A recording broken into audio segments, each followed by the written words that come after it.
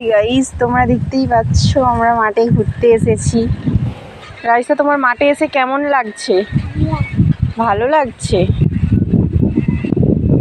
তো কারা কারা মাঠে রাইসার মতো ঘুরতে ভালোবাসো কি করে জানাবে ময়না? হ্যাঁ কমেন্ট করে জানাবে। তো আমাদের এদিকে মাঠটা অনেক সুন্দর, ধান চাষ হয়েছে। বলো বলো। তো গাইস তোমরা দেখতেই পাচ্ছ তো মাঠটা অনেকই সুন্দর, অনেকে ধান টান তুলেছে, তুলে ধান টান চাপা দিয়ে রেখেছে। আবার এদিকে অনেক খেজুর গাছ, তাল গাছ আছে, তাল গাছের তাল ধরে আছে, শাঁস হলে সবাই খায় এখান থেকে পেড়ে। ছাগল টাগল আছে, জমির দিকে অনেক কিছু আছে গাইস এদিকে তোমরা দেখতেই পাচ্ছ।